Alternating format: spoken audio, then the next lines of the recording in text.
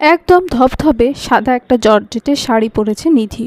পুরো শাড়িতে স্টোনের ভারী কাজ করা। গয়না হিসেবে পরেছে একটা হীরের নেকলেস। এটাও জুবেদাই দিয়েছে নিধিকে। সাজগোজ শেষে আয়নার সামনে দাঁড়িয়ে নিজেকে চিনতে অসুবিধা হলো। নিধির ধারণা অনুযায়ী ওকে তো শাড়ি পরে সিলিন্ডারের মতো লাগার কথা, তবে আজ অন্যরকম লাগছে। মাথার চুল থেকে পায়ের নখ পর্যন্ত যেন একটা আভিজাত্যের ছোঁয়া লেগে আছে। নিধির সাজগোজ শেষ হতেই সেখানে জুবাইদা এলেন। নিধিকে নিজের দিকে ঘুরে দাঁড় করিয়ে আগে মন ভরে দেখলেন, তারপর প্রশংসার কণ্ঠে বললেন, মাশাআল্লাহ, এখন তোমাকে দেখে মনে হচ্ছে যে তুমি আমার ছেলের বউ। গহন তো আর চোখ ফেরাতেই পারবে না তোমার উপর থেকে। জুবাইদার কথা শুনে হালকা লজ্জা পেল নিধি। জুবাইদার সাথে যারা আর জান্নাতও এসেছে, ওরাও প্রশংসা করলো নিধির। একটু পরে সেখানে এলো সিনথিয়া আর শম্পা। নিধির পোশাক আশাক গয়না সাজগোজ দেখে ভীষণ হিংসে হলো। একবার নিজের পোশাকের দিকে তাকালো। এমনটা নয় যে গহনের বিয়ের জন্য ওরা নতুন পোশাক কেনেনি। গহন নিজেই টাকা দিয়েছে। যে যত টাকা চেয়েছে তাকে তত টাকাই দিয়েছে। যে যার নিজের পছন্দ মতো পোশাক কিনেছে। তবে নিধির পোশাক দেখে যেন চোখ ঝলসে গেল। দুই বোন মিলে চোখে চোখে ইশারাতে ঠিক করলো যে নিধিকে খুব ভালোভাবে বুঝিয়ে দেবে যে পোশাকটা সুন্দর হলেও ওকে একদমই মানাচ্ছে না। শুরু করলো শম্পা। নাক সিটকে নিধির দিকে এগিয়ে যেতে যেতে বলল, এ মা, কি বিচ্ছিরি লাগছে তোমায় নিধি। এত দামি আর সুন্দর একটা শাড়ি যে তুমি পরেছো, সেটা তোমায় দেখেই বোঝা যাচ্ছে না। মনে হচ্ছে কম দামি, তোমার গায়ে একদমই মানায়নি। আর কি মেকআপের ছিরি, দেখেই বোঝা যাচ্ছে জোর করে গায়ের রং ফর্সা বানানোর চেষ্টা করেছে। হুট করে নিধির হাসি মুখটা কেমন চুপসে গেল। পেছন ঘুরে তাকিয়ে আয়নার একবার নিজেকে দেখে নিল। কই, খারাপ তো লাগছে না, বেশ ভালোই তো লাগছে। বাকিরাও তো বলল ভালো লাগছে, তাহলে এই মেয়ে আবার একা এসে কেন বলছে যে ভালো লাগছে না?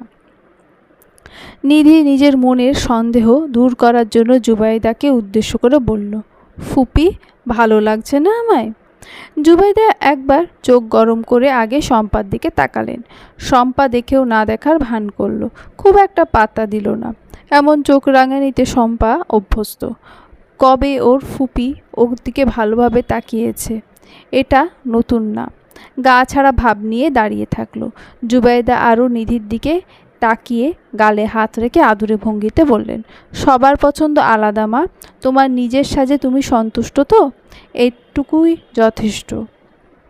জুবেদার কথা শুনে শম্পা মুখ ভেঙালো, বলার মতো কথা খুঁজলো, ভাবলো আরও নতুন কি বলে নিধিকে খোঁচানো যায়। মস্তিষ্কে জোর দিল, কিন্তু কিছু খুঁজে পেল না। শম্পাকে চুপ করে থাকতে দেখে সিনথিয়া ভাবলো এবার সুযোগটা ওকে কাজে লাগাতে হবে। নিজেই আবার নিধিকে বলল, গায়ে গয়না কম পড়েছ কেন ভাবি? তোমার বাপের বাড়ি থেকে না হয় কম গয়না দিয়েছে, সেই সব আমরা সবাই জানি, কিন্তু আমাদের বাড়ি থেকে তো আর কম গয়না দেয়নি। সেই সব অন্তত পড়তে পারতে।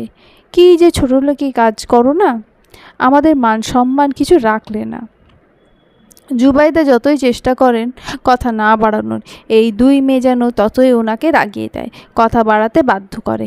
এবারে তিনি সিনথিয়ার দিকে অগ্নিদৃষ্টি নিক্ষেপ করে বললেন, ভদ্রভাবে কথা বলো সিনথিয়া, সম্পর্কে আর বয়সে দুই দিক থেকেই নিধি তোমার থেকে বড়। জুবাইদার কথার পরিপ্রেক্ষিতে যারা ব্যঙ্গাত্মক গলায় বলল, কাকে কি বলছো মা? ভদ্রতা শব্দটা ওর ডিকশনারির কোথাও খুঁজেই পাবে না।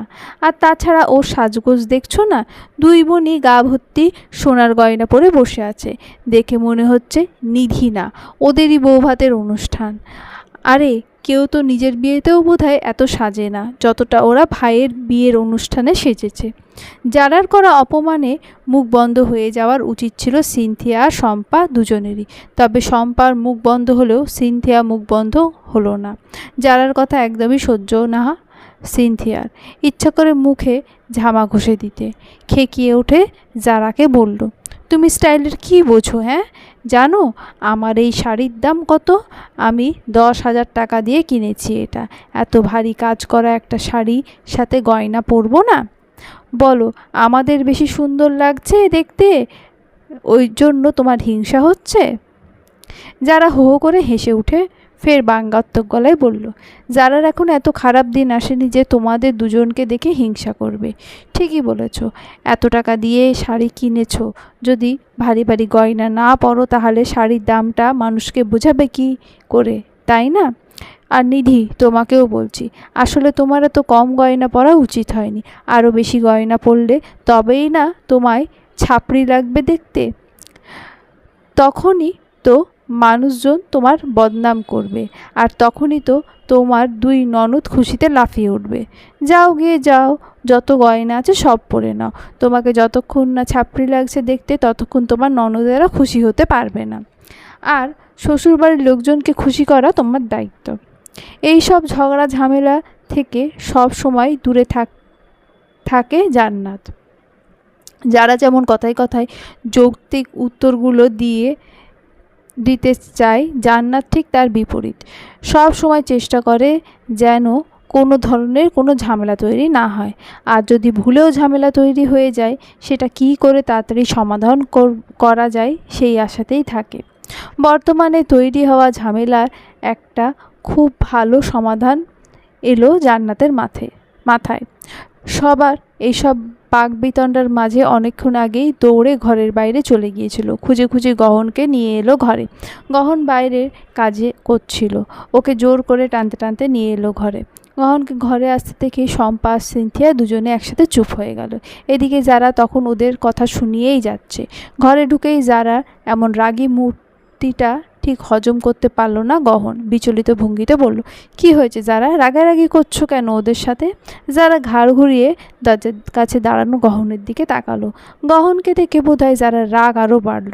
রাগী কণ্ঠে গহনকে উদ্দেশ্য করে বলল, তোমার মতো স্টুপিডকে আমি এই কথাগুলো বলতে চাই না গহন। যারার কথাটা শুনে উপস্থিত দুটো মানুষ ফিক করে হেসে ফেলল, আর তারা হলো নিধি আর জান্নাত। গহন আর যারাকে কিছু বলল না, জান্নাতকে উদ্দেশ্য করে বলল, এখানে কেন নিয়ে এলে? জান্নাত ইশারায় নিধিকে দেখে বলল, ভাইয়া বলো তো ভাবিকে কেমন লাগছে দেখতে? এখানে দুটো টিম হয়ে গেছে।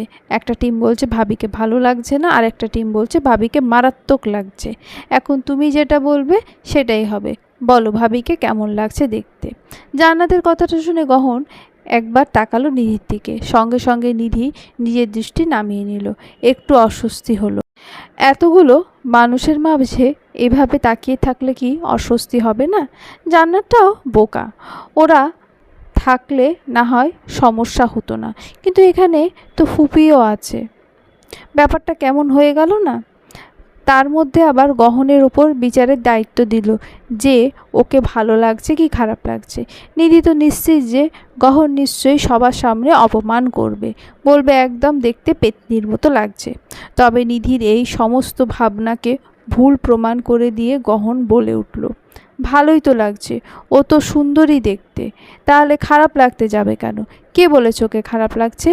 গহনের প্রশ্নের উত্তরটা যারার দেওয়ার ভীষণ ইচ্ছা হলো। ব্যঙ্গাত্মক গলায় সামনে শম্পা আর সিনথিয়াকে সম্পর্কে জড়িয়ে বলল, কে আবার বলবে, তোমার ছাপড়ি দুই বোন। গহন এবার অসহায় দৃষ্টিতে তাকালো যারার দিকে। ইশারায় যারাকে থামার জন্য আকুতি জানালো। অনিচ্ছা সত্ত্বেও যারা থামলো।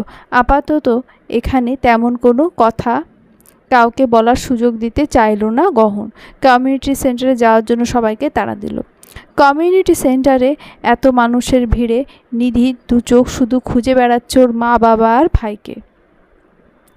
কখন যে ওরা আসবে কে জানে। এতক্ষণে এসেও গেছে হয়তো, কিন্তু নিধির সাথে হয়তো দেখা করতে আসার সময় পাচ্ছে না। কাউকে যে একটু ডেকে জিজ্ঞেস করবে নিধি যে ওর বাড়ির লোকজন এসেছে কি না, সেটাও পাচ্ছে না। আশেপাশে যারা কিংবা জান্নাত কাউকেও দেখা যাচ্ছে না। শম্পা আর সিনথিয়াকে দেখতে পাচ্ছে। ওরা তো একটু পরপর এসে নিধিকে নিজের জায়গা থেকে তুলে দিয়ে নিজেরাই বসে ছবি তুলছে। গহনেরও দেখা পাচ্ছে না। উনি তো এখন অতিথি আপ্যায়নে ব্যস্ত। বাড়িতে তো মানুষের অভাব পড়েছে যে ওকেই করতে হবে। নিধির এসব ভাবনার মাঝে আবারও সিনথিয়া নিজের এক বান্ধবীদের নিয়ে সেখানে এলো। প্রথমে নিধির সাথে কিছু ছবি তুলল, তারপরে নিধিকে নিজের জায়গা থেকে তুলে দিয়ে নিজেরাই বসলো সেখানে। নিধির নিজেরই অস্বস্তি হলো। খেয়াল করলো কিছু মানুষ ওর দিকে বেশ অদ্ভুত ভাবে তাকিয়ে আছে। হয়তো ওনারাই সিনথিয়ার আচরণে বিরক্ত, কিংবা নিধির এমন শান্ত স্বভাবে বিরক্ত। কিন্তু নিধির কিছুই করার নেই। এখন কিছু বললে আবার একটা ঝামেলা হবে, আর এত মানুষের মাঝে ঝামেলা করার কোনো মানেই হয় না। আর যেখানে সিনথিয়া নিজের কোনো আক্কেল জ্ঞান নেই, সেখানে নিধি আর কী বা বলতে পারে। দূর থেকে বেশ অনেকক্ষণ যাবৎ গহন ব্যাপারটা খেয়াল করছিল। গহন কাউকেই খুব বেশি উপদেশ দিতে পছন্দ করে না, উপদেশ দিতে চায়ও না, কেননা উপদেশ মানুষজন তেমন একটা গ্রহণ করে না। প্রথম দিকে তো গহন নিধিকে নিয়ে চিন্তায় ছিল, ভাবছিল কখন না জানি আবার রেগে যায়। তবে খেয়াল করলো নিধি একটুও রাগেনি, মুখে বিরক্তির ভাবও নেই। সিনথিয়া যা শুরু করেছে এখন গহনেরই নিজের বিরক্ত লাগছে। নিজের বন্ধুদের একটু অপেক্ষা করতে বলে স্টেজের দিকে এগিয়ে গেল। একবার ভাবলো সিনথিয়াকে বলবে যেন বারবার এইভাবে নিধিকে নিজের জায়গা থেকে তুলে না দেয়, কিন্তু পর মুহূর্তে মনে হলো এখন যদি সিনথিয়াকে গিয়ে এই কথাটা বলে বিরাট বড় একটা ঝামেলা হবে। ঝামেলাটা এড়িয়ে যাওয়ার জন্য গহন নিধির কাছে গিয়ে নিধির হাত ধরে বলল, চলো আমার বন্ধুদের সাথে আলাপ করিয়ে দে। আজ আবার এমন মুহূর্তে গহনকে দেখে ভীষণ ভালো লাগলো নিধির। নিজেকে বড় একা একা লাগছিল। চারিদিকে এত মানুষ, অথচ নিধির পরিচিত কেউ নেই, ওর আপন কেউ নেই। গহন এসে হাতটা ধরায় যেন একটা আলাদা স্বস্তি অনুভব করলো। নিধি অন্য হাত দিয়ে গহনের বাহু আঁকড়ে ধরে বলল, হ্যাঁ চলুন, এখানে থাকবো না, এখানকার মানুষজন কেমন যেন আপনার থেকেও খারাপ। নিধি গহনের প্রশংসা করলো নাকি খোঁচা দিল ব্যাপারটা ঠিক বুঝতে উঠতে পারল না গহন। সে সাথে রেগে যাওয়া উচিত নাকি খুশি হওয়া উচিত সেটাও বুঝতে পারল না। দ্বিধাদ্বন্দ্বের অবসান আপাতত এখানেই করতে হলো। হাত ধরে নিধিকে নিয়ে স্টেজ থেকে নামলো, নিজের কিছু বন্ধুদের সাথে নিয়ে গিয়ে আলাপ করিয়ে দিল। সবাই বেশ আন্তরিক ব্যবহার করলো নিধির সাথে।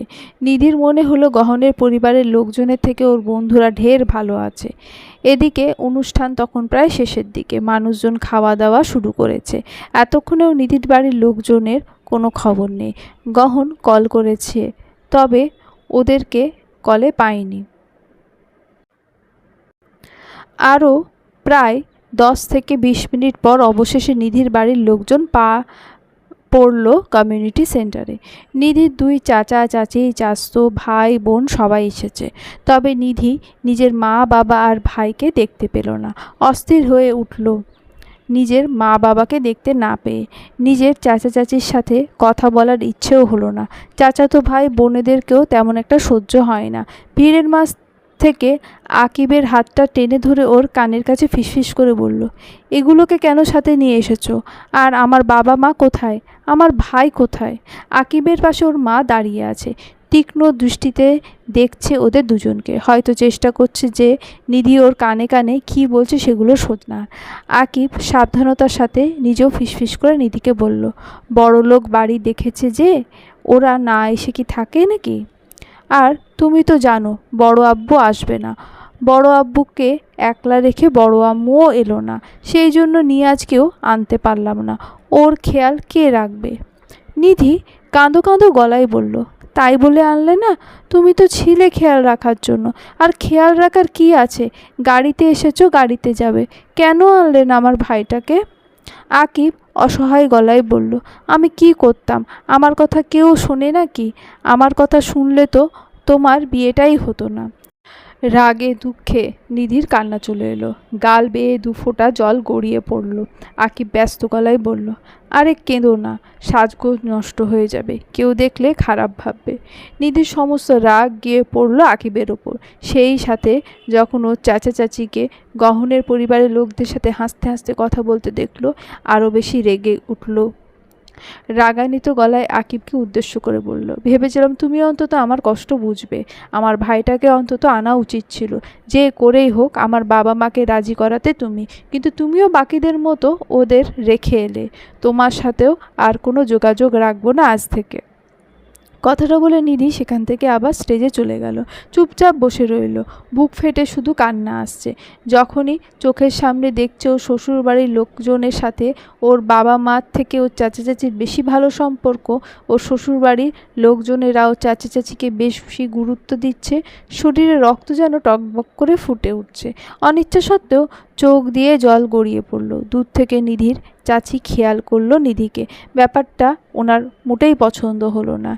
একেই তো আসার পর একবারও নিধি ওনাদের সাথে একবারিয়ে কথা বলেনি, তার উপর আবার এখন কাঁদছে। লোকে তো ভাববে যে ওনারা এসেছেন, এতে খুশি হয়নি নিধি। আত্মীয় স্বজনকে রেখে একাই স্টেজে নিধির দিকে এগিয়ে গেলেন আনিশা। সবাইকে তো আর বোঝানো যাবে না যে উনি নিধির ওপরে রেগে আছেন, সেই জন্য মুখে হাসি ফুটিয়ে রেখে দাঁত পিষে নিধিকে উদ্দেশ্য করে বললেন, সবার কাছে প্রমাণ করতে চাইছিস যে আমাদেরকে তুই কতটা ঘৃণা করিস? কাঁদছিস কেন? কে মরেছে তোর? বাপ মা তো বেঁচেই আছে, শুধু আসেনি আজকে। কার এত ঠেকা পড়েছে যে তোর ল্যাংড়া বাপকে নিয়ে আসবে? নিধি। গহনের কণ্ঠটা কানে যেতেই কেঁপে উঠলেন আনিশা। নিধিও হালকা একটু নড়েচড়ে উঠল, চেষ্টা করলো চোখের জল আটকানোর, তবে আটকাতে পারল না। নিধি জানে না কেন, তবে গহনকে দেখে যেন চোখের জলগুলো আরও ঠেলে বেরিয়ে আসতে চাইছে। আনিশাকে পাত্তা দিল না গহন খুব একটা। ওনাকে পাশ কাটিয়ে নিধির সামনে গিয়ে দাঁড়িয়ে অত্যন্ত চিন্তিত ভঙ্গিতে বলল, ঠিক আছো তুমি? কিছু হয়েছে? নিধি ঠোঁট কামড়ে কান্না আটকানোর চেষ্টা করে শুধু দুদিকে মাথা নাড়িয়ে বোঝালো কিছু হয়নি। নিধির মুখে যতই বলুক কিছু হয়নি, কিন্তু ওর কান্নাই তো গহনের কাছে সবটা পরিষ্কার করে দিয়েছে। আনিশার বলা কথাগুলো তো গহনের কানেও গেছে। গহন আরেকবার নিধিকে জিজ্ঞেস করলো, কোনো সমস্যা হলে আমায় বলতে পারো। এই ড্রেসে অসুবিধা হচ্ছে? মানুষজনের মাঝে অসুবিধা হচ্ছে? নিধি আবারও দুদিকে মাথা নাড়িয়ে না বোধক উত্তর জানালো। গহনের পেছনে দাঁড়ানো আনিশা গহনকে উদ্দেশ্য করে বলল, ওর কিছু হয়নি বাবা, ও তো আমাদেরকে ছাড়া কখনো থাকেনি, তাই আমাদেরকে দেখে একটু আবেগী হয়ে গেছে। তুমি চিন্তা করো না, আমি দেখছি ওকে, তুমি যাও। গহন ঘাটটা সামান্য ঘুরিয়ে পেছনে দাঁড়ানো আনিশাকে উদ্দেশ্য করে গম্ভীর গলায় বলল, আমি কথা বলছি তো ওর সাথে। কিঞ্চিত অপমানিত বোধ করলেন আনিশা। আপাতত আর কিছু বলার প্রয়োজন মনে করলেন না। গহন ও নিধিকে আর কিছু জিজ্ঞেস করতে চাইল না, চুপচাপ নিধির হাত ধরে সেখান থেকে নিয়ে গেল। নিধিকে একটা রুমে নিয়ে গিয়ে দরজা বন্ধ করে দিল গহন। নিধিকে সোফায় বসালো, একটা পানির বোতলের মুখ খুলে নিধির দিকে বাড়িয়ে দিল, কিন্তু নিধি নিল না পানির বোতলটা। নিজের কান্না আর কোনো মতে আটকাতে পারল না নিধি, শব্দ করে কেঁদে উঠল।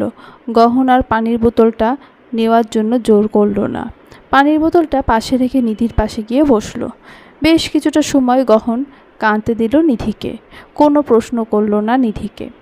কান্নার কারণও জানতে চাইল না, কেননা গহন নিজেই হয়তো একটু আন্দাজ করতে পেরেছে কান্নার কারণ সম্বন্ধে। একটু পর নিধি নিজেই ক্রন্দনরত গলায় বলে উঠল, আমার বিয়েতে ওরা আমার বাবাকে আসতে দিল না, নিশ্চয়ই বাড়িতে অপমান করে রেখে এসেছে, নিশ্চয়ই বলেছে বাবার এখানে এলে আমার অসুবিধা হবে, সেই জন্য বাবাও আসেনি, আমার ভাইটাকেও আসতে দেয়নি।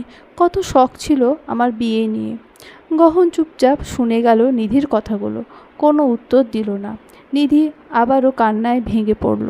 গহন সোফা থেকে উঠে একটু দূরে গিয়ে দাঁড়ালো, পকেট থেকে ফোনটা বের করে কারোর একটা নাম্বার কল করলো।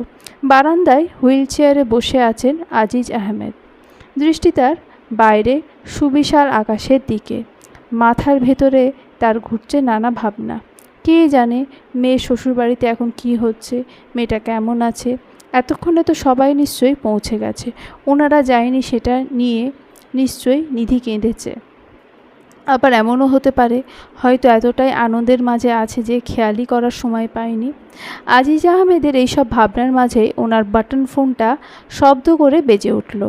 হাঁটুর ওপর থেকে ফোন আর চশমা হাতে নিয়ে আগে চশমাটা চোখে দিয়ে দেখলেন কে কল করেছে। আজকাল আজিজ আহমেদের আর একটা সমস্যা দেখা দিয়েছে, হাত কাঁপে। সেই জন্য নাম্বারটা বুঝতে তাকে বেশ ভালোই কষ্ট করতে হলো। তবে যখন দেখতে পেলেন বুঝলেন অপরিচিত নাম্বার। ফোনটা রিসিভ করে কানে ধরলেন। হ্যালো, কে বলছেন? আজিজ আহমেদের কণ্ঠ পেতেই অপর পাশ থেকে গহন সালাম দিয়ে বলল, বাবা, আমি গহন কথা বলছি। গহন নামটা শুনতেই আজিজ আহমেদ নড়ে চড়ে উঠলেন। ওনার জামাই যে কল করেছে সেটা ঠিক বিশ্বাসই হতে চাইল না। হঠাৎ জামাই কলই বা কেন করলো, এই ব্যাপারটা নিয়ে চিন্তিত হয়ে পড়লেন। উৎকণ্ঠিত গলায় বললেন, আরে বাবা, তুমি হঠাৎ, সব ঠিক আছে তো? আমার মেয়ে কোথায়? আপনার মেয়ের জন্যই কলটা করা। আপনারা আসেননি কেন আজ? আপনারা না আসায় আপনাদের মেয়ে তো একদম কান্নাকাটি করে অবস্থা খারাপ করে ফেলেছে। আজিজ আহমেদ ইতস্তত গলায় বললেন, আসলে বাবা, শরীরটা ভালো ছিল না, সেই জন্য যেতে পারিনি। তোমার মাও গেল না, সেই জন্য তুমি একটু আমার মেয়েটাকে বুঝিও। ওর একটু রাগ বেশি, আমি কথা বললে হয়তো এখন আরও রাগ বাড়বে। আপনি অসুস্থ সেটা জানিয়েছেন নিধিকে? আর ডাক্তার দেখিয়েছেন? এখন কেমন আছেন? এখন ঠিক আছি, আর নিধিকে জানিও না। ও জানলে অযথা চিন্তা করবে। তোমরা আনন্দ করো আর আমাদের নিয়ে ভেবো না। আমরা ভালো আছি, মেয়েকে জানিয়ে দিও। গহন বুঝল আজিজ আহমেদ বোধহয় খুব তাড়াতাড়ি ওদের কথোপকথন শেষ করতে চাইছেন, হয়তো অস্বস্তিতে। এদিকে আজিজ আহমেদ যতই চাইছেন জামাইয়ের সাথে তাড়াতাড়ি কথোপকথন শেষ করে দিতে, ততই যেন গহন কথা বাড়াচ্ছে। উনি নিধির সাথে কথা বলতে চান না। গহনকে না হয় মিথ্যা বলল, ভুলভাল বুঝিয়ে নিজের কথা বিশ্বাস করাতে পারবেন, তবে নিধিকে বোঝাতে পারবেন না। মেয়েকে মিথ্যা বলতে গেলেই ধরা পড়ে যাবে। বাবা, তৈরি হয়ে নিন মাকে নিয়ে, আমি গাড়ি পাঠাচ্ছি, যতটা তাড়াতাড়ি সম্ভব চলে আসুন। গহন কথাটা বলতে আজিজ আহমেদের ধ্যান ভাঙল। তড়িঘড়ি করে বলে উঠল, না না বাবা, গাড়ি পাঠানোর কোনো প্রয়োজন নেই, আমরা অন্য কোনো সময় যাব। আজকে আর জোর করো না, আজকে হয়ে উঠবে না যাওয়া। কিন্তু কেন? আপনারা না এলে নিধির মনটা ভালো হবে না, ও তো কান্নাকাটি শুরু করে দিয়েছে। ও, তুমি চিন্তা করো না, আমি পরে মেয়ের সাথে কথা বলে ওকে বোঝাবো। কিন্তু আজ আর যাওয়ার জন্য জোর করো না বাবা। কিছু সমস্যা আছে, যে সমস্যার সমাধান হয় না। তুমি আমার মেয়েটাকে দেখে রেখো, ওকে ভালো রেখো, এতটুকুই আমার চাওয়া। আর তাছাড়া তোমরা তো আজ আসবে, আমাদের আবার যাওয়ার কি প্রয়োজন? এলেই দেখা হয়ে যাবে। আজিজ আহমেদের কথায় অবশ্য যৌক্তিকতা আছে। অনুষ্ঠান প্রায় শেষের দিকে, একটু পরেই তো ওদেরকে যেতে হবে। আজিজ আহমেদের কথায় সম্মতি জানিয়ে গহন বলল, আচ্ছা ঠিক আছে, জোর করছি না আপনাদের আসার জন্য, তবে আপনি একবার নিধির সাথে কথা বলুন বাবা, ওর ভালো লাগবে। জামাইয়ের মুখের উপর নিষেধ করতে পারলেন না তিনি। গহন নিধির দিকে এগিয়ে গিয়ে ফোনটা ওর দিকে বাড়িয়ে দিয়ে বলল, কথা বলো বাবার সাথে। নিধি তখনও বসে বসে কাঁদছে। গহনের কণ্ঠটা পেতেই মাথা তুলে ওর দিকে তাকিয়ে অবুঝের মতো প্রশ্ন করল, হ্যাঁ?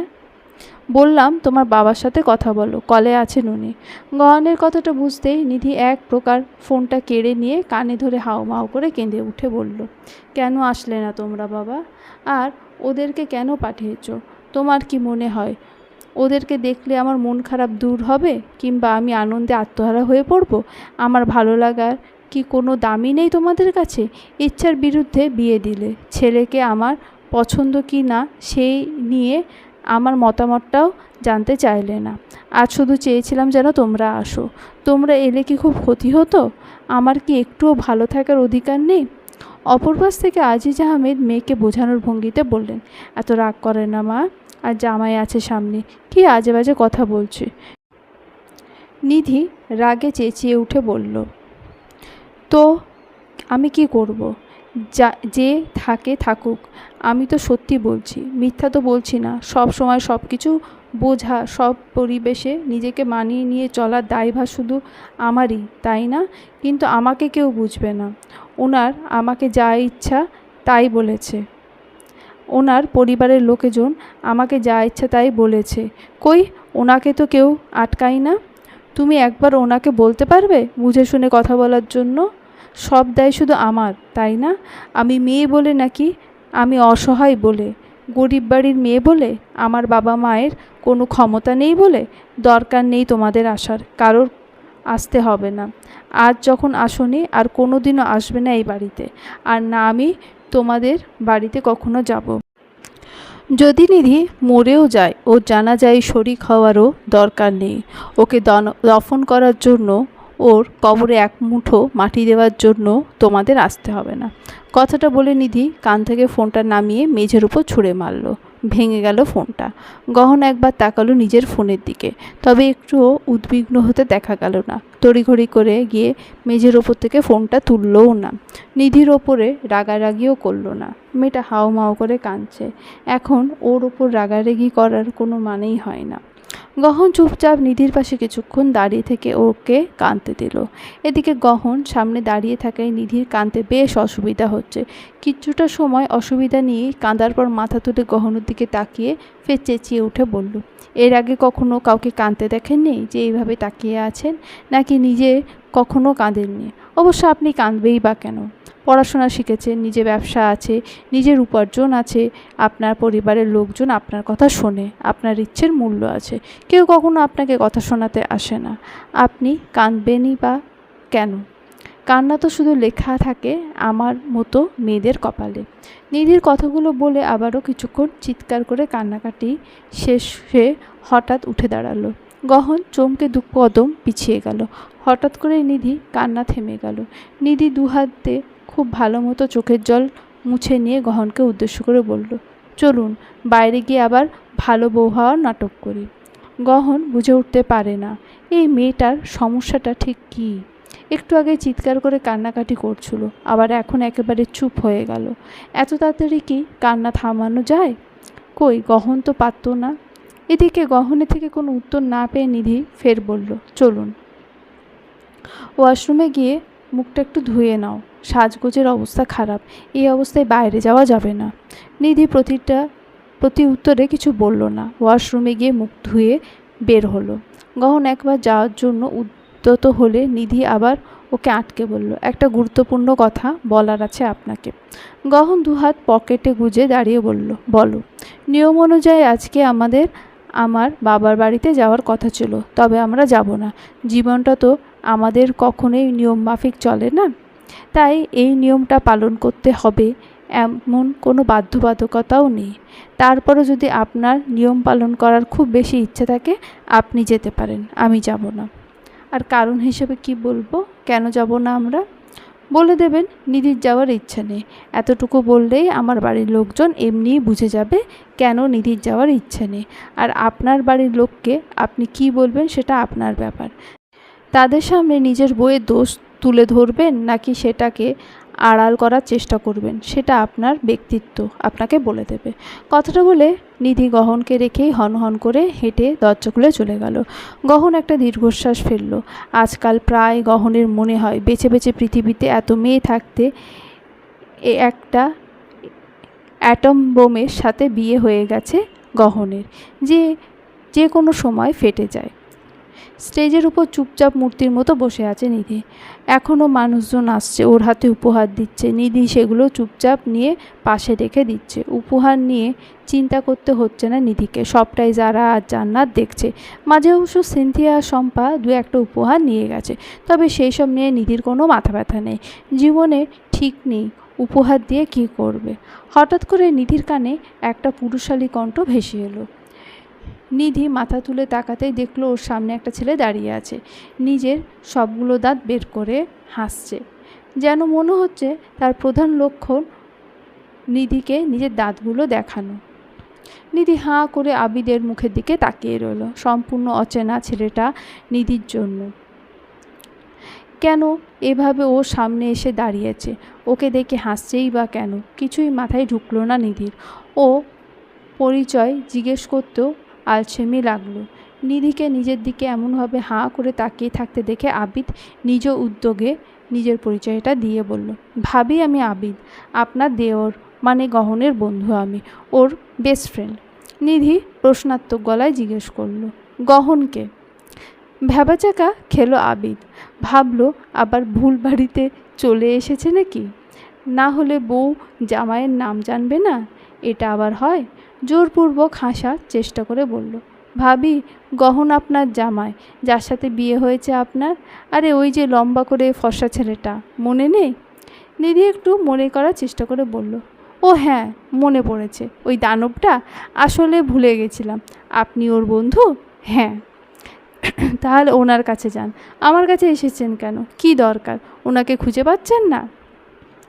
আবিদের সমস্ত উৎসাহ যেন নিমেষে মাঝে হাওয়া হয়ে গেল।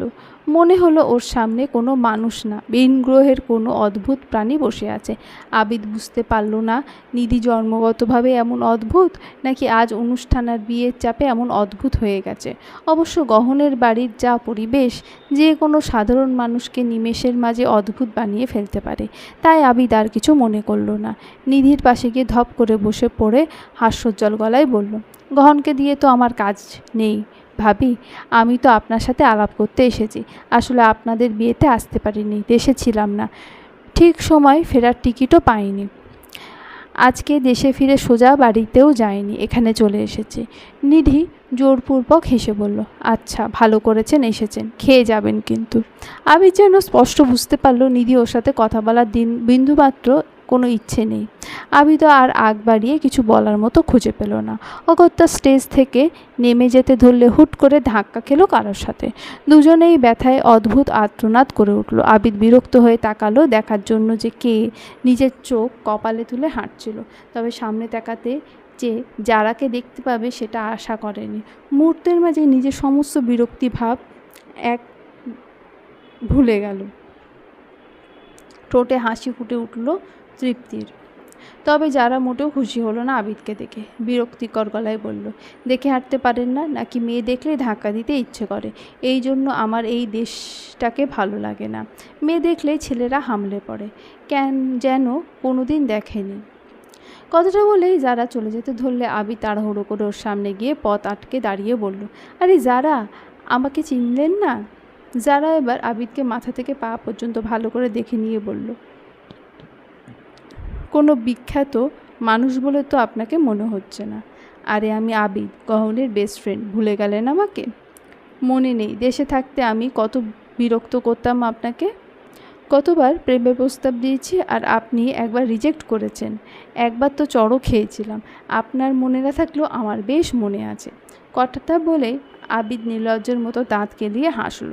সত্যি বলতে যারা যে চেনেনি এমনটা না, চিনেছিল, তবে ইচ্ছে করে এমন ভাব দেখালো যে চিনতে পারেনি।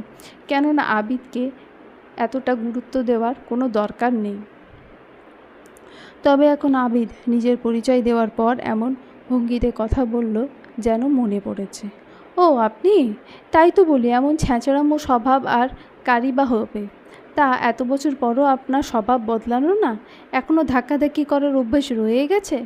ছিল না তো এতদিন এই অভ্যেস, তবে আজ অজান্তেই আবার তৈরি হয়ে গেল। শুধু আপনাকেই ধাক্কা দিই, আর কাউকে দেই না। যারার আর কথা বলার ইচ্ছা হলো না আবিদের সাথে, চলে গেল সেখান থেকে।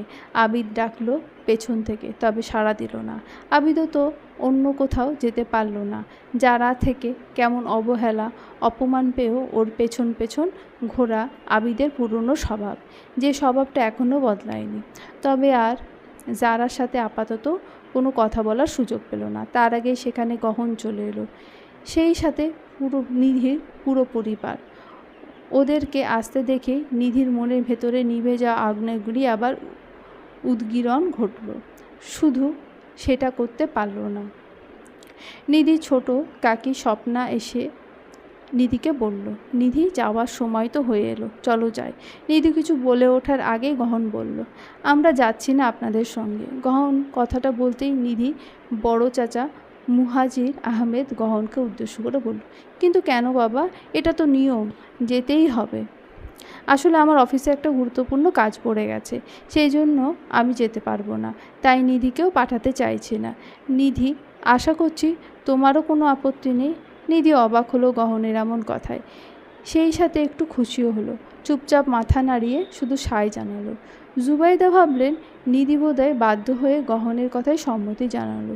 উনি গহনকে উদ্দেশ্য করে বললেন, অফিসের কাজ পরেও করা যাবে গহন, আজ যাও।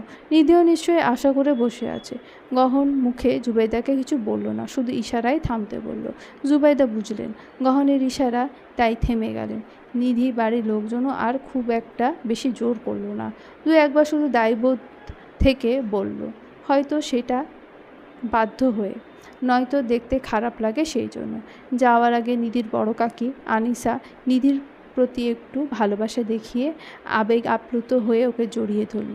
সবাই ভাবলো বোধহয় নিধিকে উনি ভীষণ ভালোবাসেন, তবে কেবল নিধিই বুঝলো যে উনি কেন নিধিকে জড়িয়ে ধরেছেন। এত মানুষের সামনে তো আর জোরে জোরে কানে কিছু বলতে পারবে না। তাই নিধিকে জড়িয়ে ধরে ওর কানের কাছে ফিসফিস করে বলল, বিয়ে দিয়ে শ্বশুরবাড়িতে পার করেছি, 2 দিন পর পর যেন আবার বাড়িতে গিয়ে হাজির না হয়ে যাস জামাইকে নিয়ে।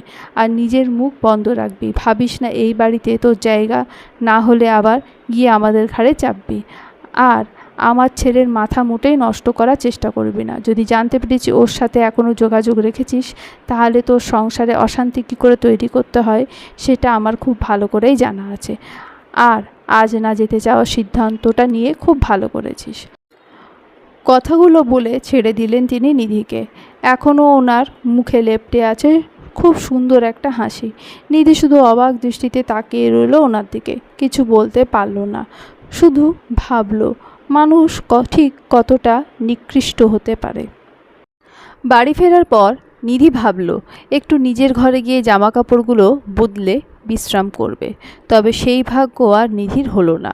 বাড়িতে ঢুকতে না ঢুকতেই শম্পা সিনথিয়া ওকে টেনে সালমা বেগমের ঘরে নিয়ে গেল।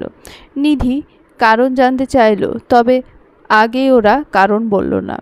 ঘরে নিয়ে গিয়ে নিধিকে বিছানায় বসালো, তারপরে ওর দুপাশে বসলো দুজন। সিনথিয়া আগে বলে উঠল, ভাবি জানো, আজ তুমি অনেক উপহার পেয়েছো। আজ কম করে হলেও 200 জন মানুষ আউট ছিল। অনেক ভালো ভালো উপহার পেয়েছো তুমি, টাকাও অনেক পেয়েছো। মন মেজাজ কোনোটাই ভালো নেই নিধির।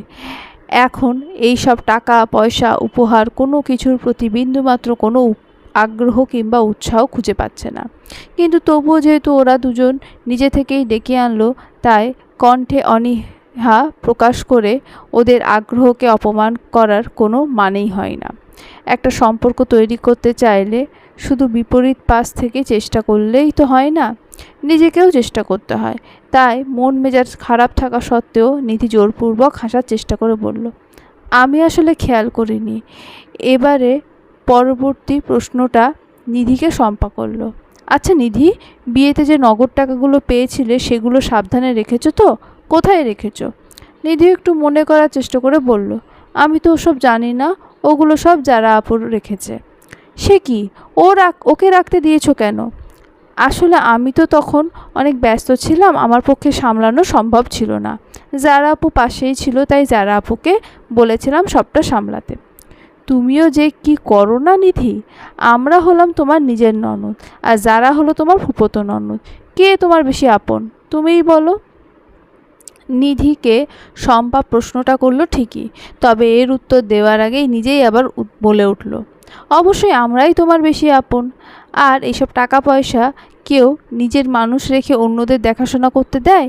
এখন যদি কম বেশি হয় তো বুঝবে কি করে? কম বেশি হতে যাবে কেন, বরং যারা আপুর কাছে আছে এটা ভেবেই তো আরও বেশি নিশ্চিন্তে আছি আমি। এবারে পাশ থেকে আবারও সিনথিয়া বলে উঠল, আরে না ভাবি, তুমি যেমন ভাবছো যারা তেমন না। এখন ওরা তো নিজের মানুষ, তোমাকে কি আর খারাপ বলি? যাই হোক, তুমি কাল সকাল সকাল ওর থেকে সব কিছু নিয়ে নেবে, বুঝেছ? আর তোমার সামনে রাখতে অসুবিধা হলে আমরা তো আছি, আমাদের দেবে। তোমাকে তো আমাদের সাথেই থাকতে হবে, তাই না? ওরা তো চলে যাবে কিছুদিন পর, তাই আমাদের সাথে মিল রাখাটাই ভালো। টিকতে পারবে না না হলে এই বাড়িতে। কথাটা বলে দুই বোন হো হো করে হেসে উঠল। খুব স্বাভাবিক দেখাতে চাইল কথাটা তারা, তবে নিধি ওদের স্বাভাবিক কথার মাঝে যেন একটা হুমকি খুঁজে পেল। নিধি একটা কথাই বুঝতে পারে না যে ও এসেছে কয়দিন হলো, তার মাঝে বাড়ির সবাই যে কেন ওকে এত হুমকি দেয়।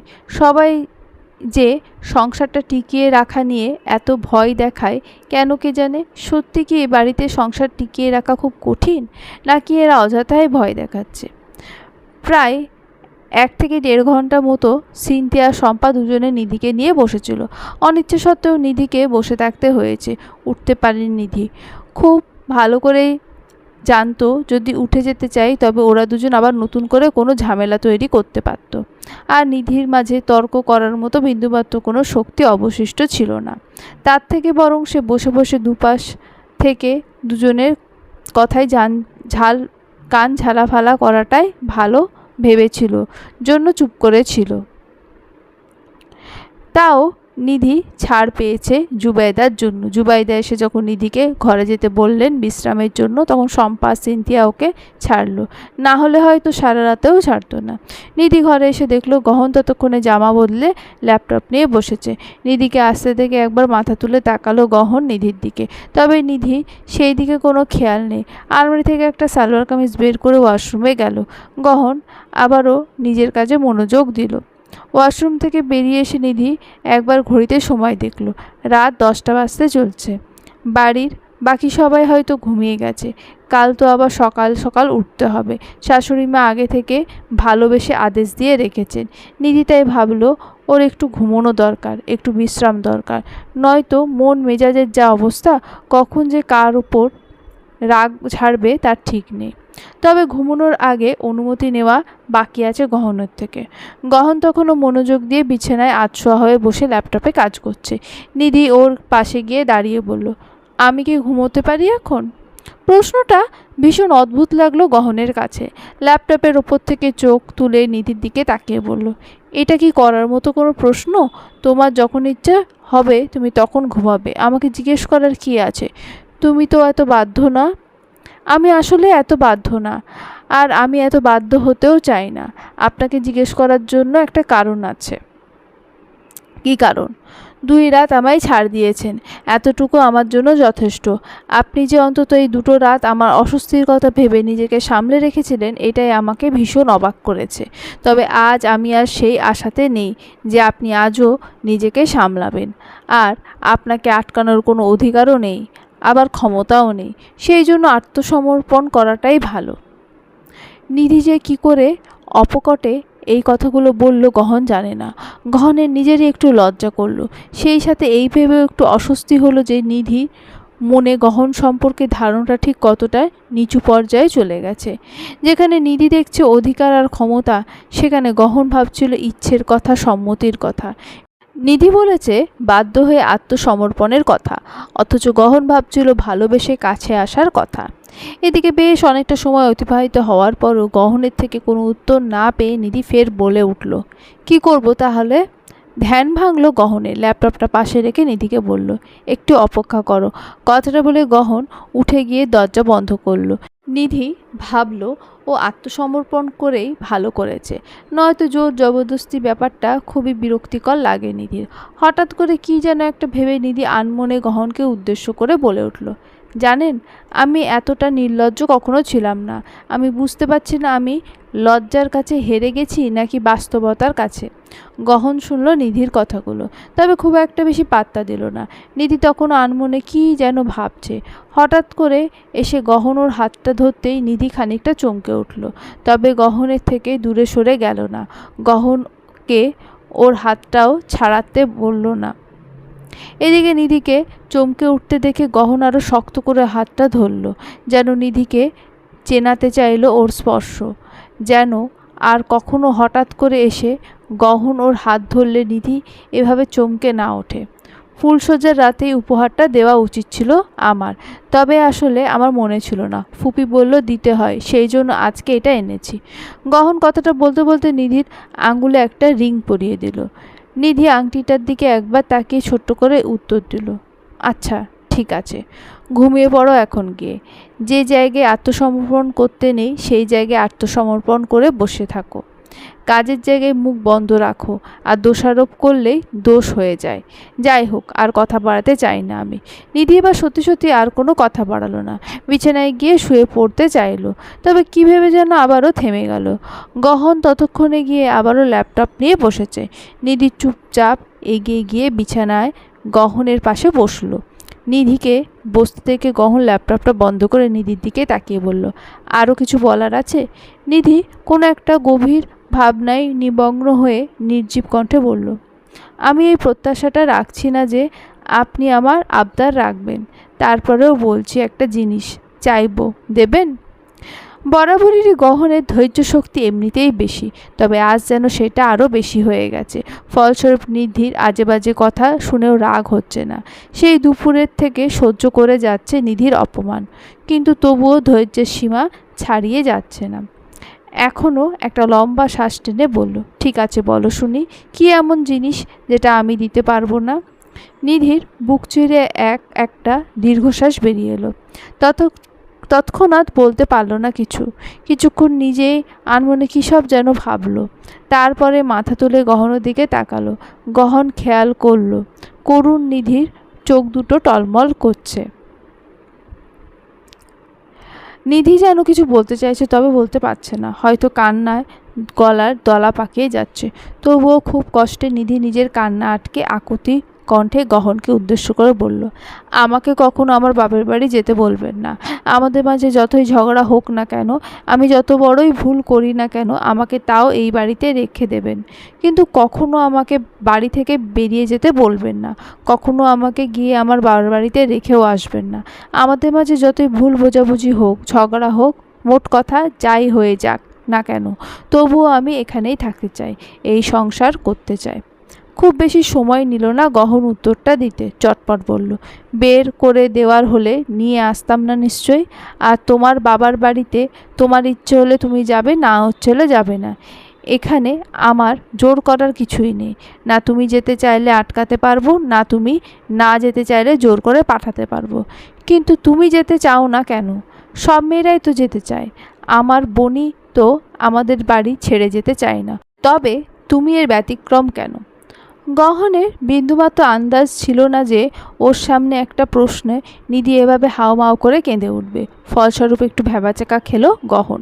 ল্যাপটপটা পাশে রেখে ব্যতিব্যস্ত গলায় বলে উঠল, কাঁদছো কেন? আমি তো বলিনি চলে যেতে। আরে বাবা, ঠিক আছে, না গেলে যাবে না। জোর করে কেউ পাঠাচ্ছে না তোমাকে, আমি বের করে দেব না তো কখনো। নিধি কন্দনত গলায় বলে উঠল, আমি ওই বাড়িতে কোনো দিন যাব না। ওরা আমাকে জোর করে এখানে পাঠিয়েছে তো ঠিক আছে, আমি এখানেই থাকবো। আমার ভালো কেউ চায় না। কেউ একটু আমাকে আমার স্বপ্ন পূরণ করতে দিল না। কেউ একটু আমার ইচ্ছের মূল্য দিল না। কেউ বুঝলই না আমি যা চেয়েছিলাম সেই সব আমার বাবা মাকে ভালো রাখার জন্য চেয়েছিলাম। আজ ওরা আমাকে এই বাড়িতে যেতে নিষেধ করে গেল।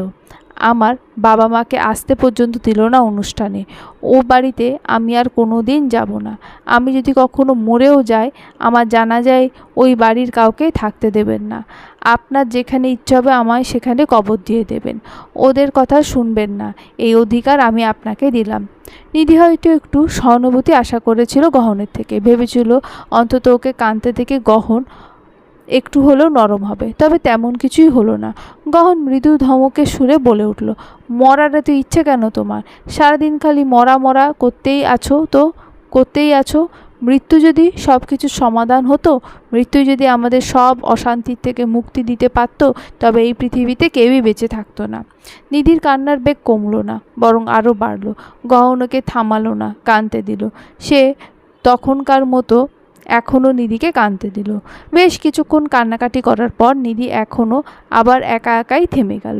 খুব তাড়াতাড়ি নিজের চোখের জল মুছে উঠে দাঁড়িয়ে বলল, অযথা বিরক্ত করলাম আপনাকে, ঘুমিয়ে পড়ুন, আমিও ঘুমাবো। কথাটা বলে নিধি উঠে চলে যেতে ধরলে গহনর হাতটা টেনে ধরে বলল, কোথায় যাচ্ছ ঘুমানোর জন্য? বিছানাতেই তো বসেছিলে। ও, ভুলে গেছিলাম।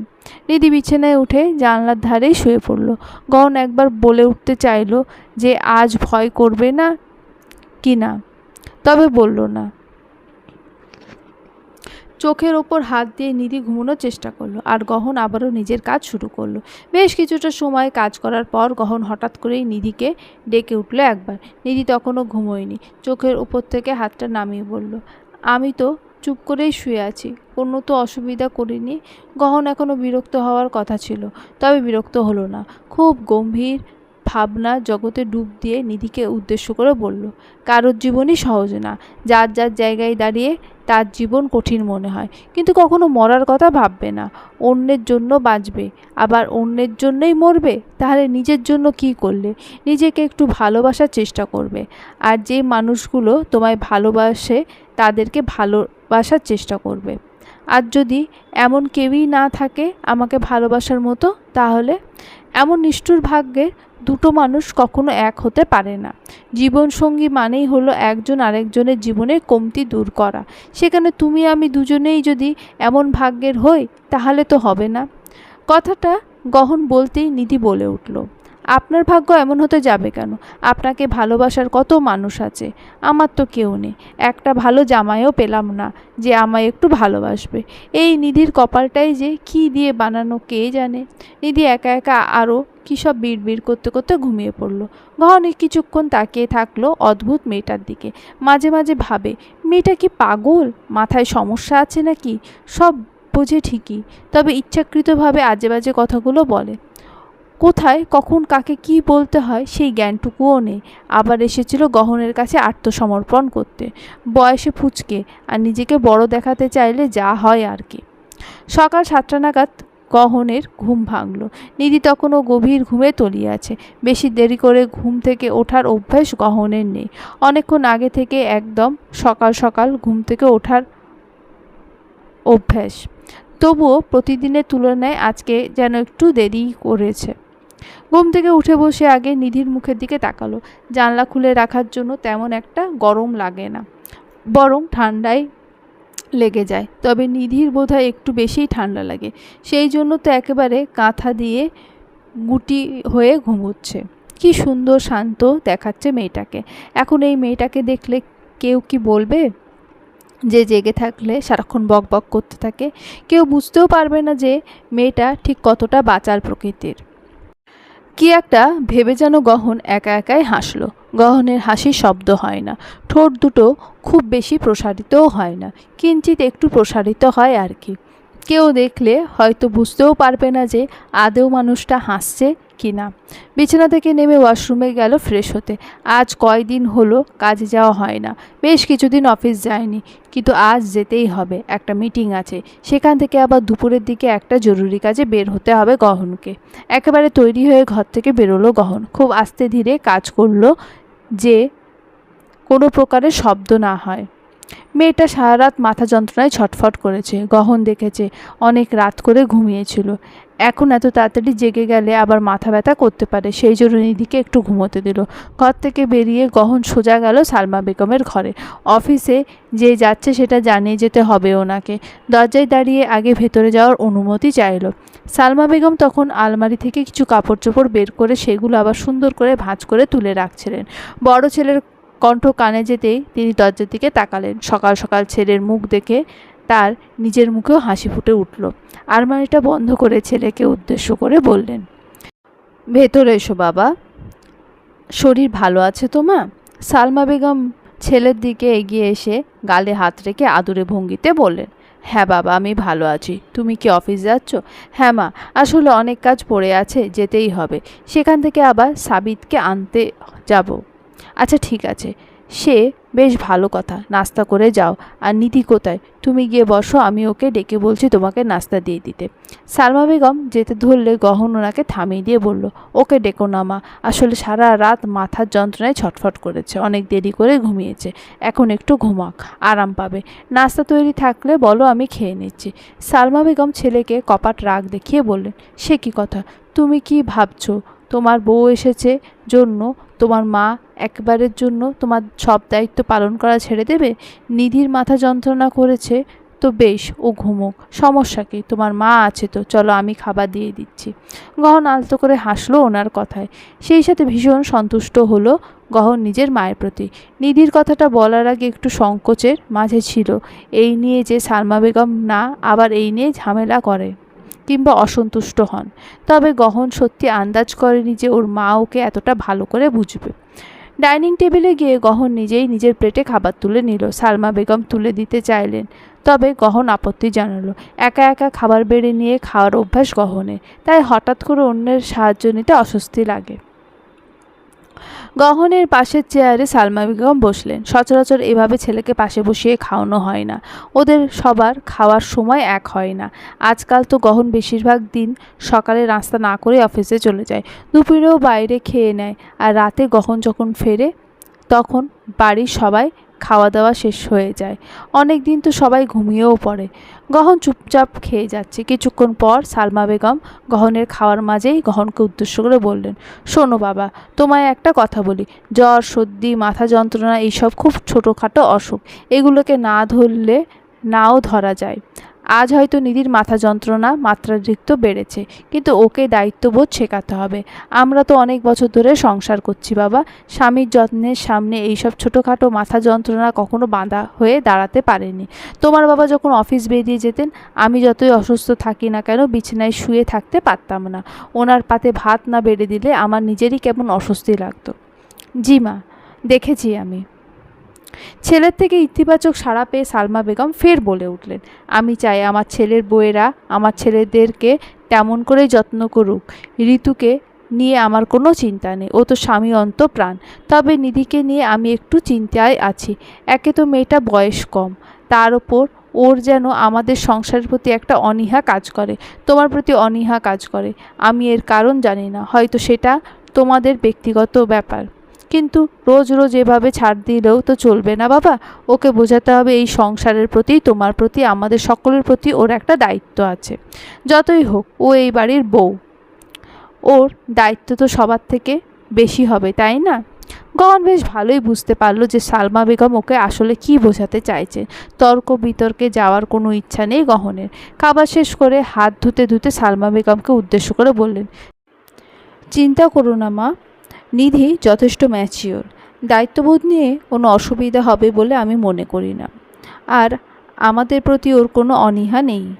একটা নতুন পরিবেশে এসে মানিয়ে নিতে হয়তো সমস্যা হচ্ছে, একটু সময় লাগবে ওর। ওকে একটু সময় দাও, ওকে অনুভব করাও যে এটা ওরও বাড়ি। ওকে বোঝাও আমরা ওর নিজের। দেখবে সময়ের সাথে সাথে সব ঠিক হয়ে যাবে। আর আমি ওর ওপর কোনো ধরনের চাপ তৈরি করতে চাই না। ওকে স্বেচ্ছায় মন থেকে সবটা করতে দাও। ছেলের কথা একেবারে অপছন্দ হলো সালমা বেগমের। ভীষণ মনক্ষুণ্ণ হলেন তিনি ছেলের প্রতি। তবে নিজের সেই অসন্তুষ্টটুকু প্রকাশ করার আর হয়ে উঠল না। কেননা তিনি বেশ বুঝতে পারলেন তার চাওয়া আর ছেলের চাওয়া এই বিষয়ে সম্পূর্ণ বিপরীত। এখন যদি তিনি ছেলের চাওয়াকে বদলে নিজের চাওয়া পূরণ করতে চান, তাহলে হয়তো ছেলে তার কথা শুনলেও শুনতে পারে। তবে মনে মনে ওনার প্রতি ছেলে একটা ভিন্ন ধারণা তৈরি হবে।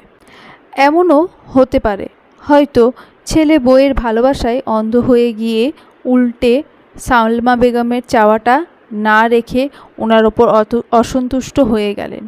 সালমা বেগমের এইসব ভাবনার মাঝেই গহন বলে উঠল, আমি এখন আসছি মা, নিজের খেয়াল রেখো। ধ্যান ভাগল সালমা বেগমের। আলতো হেসে পাল্টা ছেলেকে উদ্দেশ্য করে বললেন, তুমিও নিজের খেয়াল রেখো। গহন নিজেও পাল্টা হেসে চলে যেতে ধরে আবারও থেমে গেল। পেছন ফিরে তাকালো সালমা বেগমের দিকে। ছেলের চোখ মুখ দেখে তিনি বুঝতে পারলেন যে গহন কিছু একটা বলতে চাইছে, তবে অস্বস্তি হচ্ছে। গহনের ব্যাপারটা ওনার মোটেই ভালো লাগলো না।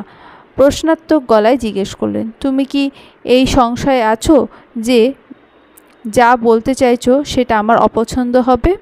সালমা বেগমের এই অভ্যাস পুরনো, খুব ভালোভাবে গহনের মন পড়তে পারে, চোখের ভাষা বুঝতে পারে। গহন কিঞ্চিত অস্বস্তি জড়ানো গলায় বলল, মা, আমার মনে হয় সাবিতকে বাড়িতে ফিরিয়ে আনার সঙ্গে সঙ্গে আবার আমাদের থেকে দূরে কোথাও পাঠানো ঠিক হবে না।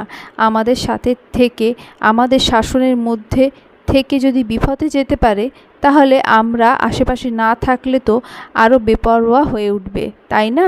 গহনের এই কথাটাও পছন্দ হলো না সালমা বেগমের। তবে তিনি সেইটুকুও ছেলেকে বুঝতে দিলেন না, বরং ঠোঁটে হাসি ঝুলিয়ে বললেন, দেশে থাকলে অসৎ সঙ্গে আরও বিগড়ে যাবে। তুমি ভেবো না, আমি যা সিদ্ধান্ত নিয়েছি সেটাই সঠিক। তুমি বোধহয় টাকা পয়সা চিন্তা করছো। টাকা পয়সা নিয়ে ভেবো না। তোমাদের বাবা যথেষ্ট সম্পত্তি রেখে গেছেন। দরকার পড়লে ওর ভাগের সম্পত্তি বিক্রি করে ওকে বিদেশ পাঠাবো। তোমার ফুপুর সাথেও আমি কথা বলবো এই নিয়ে। সালমা বেগম কথাটা বলতেই গহন তড়িঘড়ি করে বলল, আমি টাকা পয়সা নিয়ে ভাবছি না মা। আমি শুধু তোমাকে বোঝাতে চাইছি ওর আশেপাশে আমরা থাকা সত্ত্বেও ওকে সামলাতে পারিনি। তাহলে ও একা থাকলে তো আরও বিগড়ে যাবে। সালমা বেগম এবারও আলতো হেসে বললেন, চিন্তা করো না, কিচ্ছু হবে না। দেশে আমি আর তোমার ভাইকে রাখবো না। আর কোনো কথা বাড়ালো না গহন। বুঝলো এই নিয়ে এখন আর কথা বাড়ালে সালমা বেগম ওকে ভুল বুঝতে পারে, হয়তো আবারও বলবে যে টাকা পয়সা নিয়ে চিন্তা করে গহন বলছে ওকে বিদেশ পাঠানোর দরকার নেই। কিন্তু উনি তো এটা বোঝার চেষ্টাই করলেন না যে গহন সাবিতের ভালোর জন্যই কথাটা বলল। গহন কথাটা বলল তার কারণ গহন একটু হলেও সাবিতের ভবিষ্যৎ পরিণতি সম্পর্কে আন্দাজ করতে পারছে, ভয়াবহ ভবিষ্যৎ দেখতে পাচ্ছে চোখের সামনে নিজের ছোট ভাইয়ের। চলবে।